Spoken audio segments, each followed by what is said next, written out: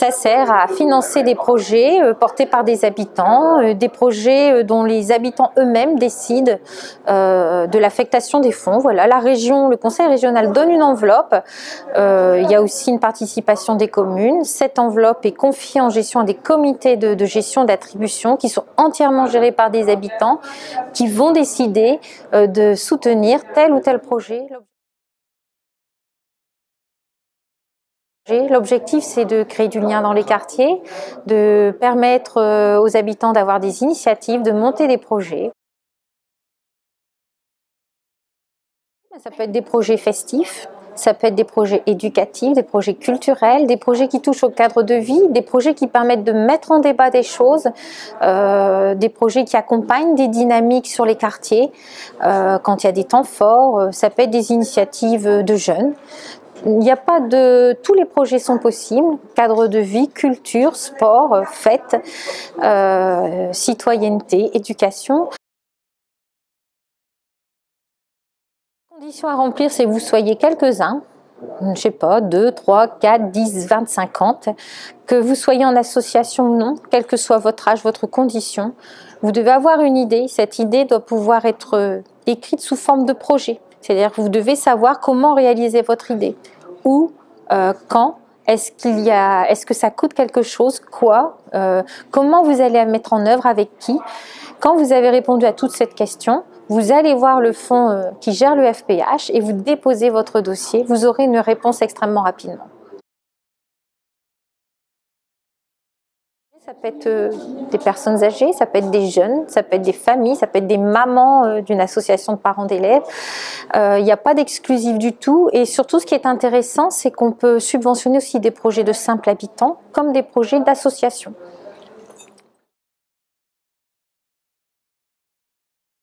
En premier lieu, l'habitant, pour monter son projet, va se retourner vers le FPH. Il y a un comité de gestion, il y a souvent des personnes plus aguerries qui vont pouvoir l'aider. Alors l'aider à se poser les bonnes questions, tu as prévu un financement pour ton projet, ça va se passer quand? Tu as fait attention que tu avais demandé l'autorisation pour faire ça sur la place ou dans le jardin? Donc ils vont l'aider à se poser toutes les bonnes questions. Ce projet va devoir être écrit, donc éventuellement pour ceux qui ont quelques difficultés, ça peut être aussi une aide à l'écriture. Une fois que le projet est bien calé, il peut être présenté devant le fonds qui gère l'attribution et qui va donner un accord au projet. Le levier, c'est surtout le levier de la citoyenneté. On ne donne pas beaucoup aux gens la possibilité de prendre conscience qu'ils sont capables de faire des grandes choses, des petites et des grandes choses. Et donc ces fonds permettent à chacun de se dire, tiens, et pourquoi pas moi? Et si j'étais capable, après tout, je peux le faire aussi. On peut se tromper avec le FPH, on peut rater un projet, mais au moins, on a la chance d'essayer. Et donc ces fonds permettent à chacun de passer de l'idée au projet, du projet à l'action collective. Et donc, ça fait aussi beaucoup de liens. Ça remet en confiance des gens parce qu'ils se disent c'était super chouette ce qu'on a fait, on a su le faire. Ils ont de la reconnaissance pour eux-mêmes ou même de leurs voisins ou des gens qui ont participé. Et puis ça sert à mettre beaucoup de liens sociaux dans une société où les gens sont souvent très isolés. Nous avons souhaité apporter une attention particulière à l'expression artistique et culturelle dans les villes, dans les quartiers, dans les villages concernés, parce qu'il nous semble que c'est un moyen qui est assez peu utilisé ou pas suffisamment utilisé et qu'en fait il y a plein de talents dans cette région. Ces talents n'ont pas toujours la possibilité de s'exprimer, ne sont pas forcément reconnus et nous souhaitons qu'à travers cette initiative de FPH Culture, on puisse mettre en relation des artistes, des créateurs avec des habitants qui ont envie de monter un projet. Et donc de rendre la culture plus quotidienne, plus accessible par le contact plus direct avec des artistes, des créateurs ou des œuvres.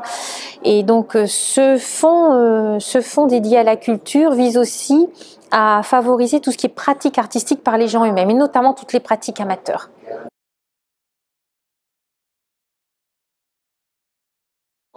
L'aide est à hauteur de 1 000 €. Sauf sur quelques fonds de participation des habitants expérimentaux, comme celui de l'Union, et sauf aussi, nous l'espérons, pour l'année 2014, pour les FPH Culture, où nous imaginons déplafonner le montant de façon à permettre pour les initiatives culturelles de faire appel à des artistes ou à des créateurs et de les rémunérer comme ils doivent être rémunérés en respectant les règles.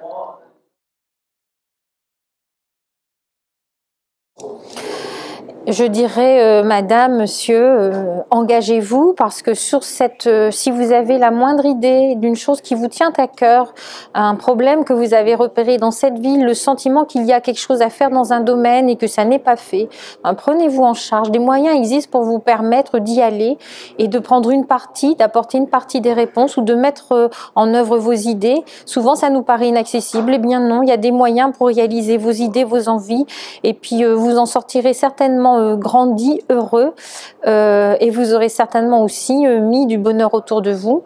Et dans cette région Nord-Pas-de-Calais où les habitants sont pour beaucoup confrontés à pas mal de difficultés, tout ce qui peut mettre en lien les gens est une vraie richesse et elle passe par les gens qui vont porter comme ça des idées, des initiatives ou des projets.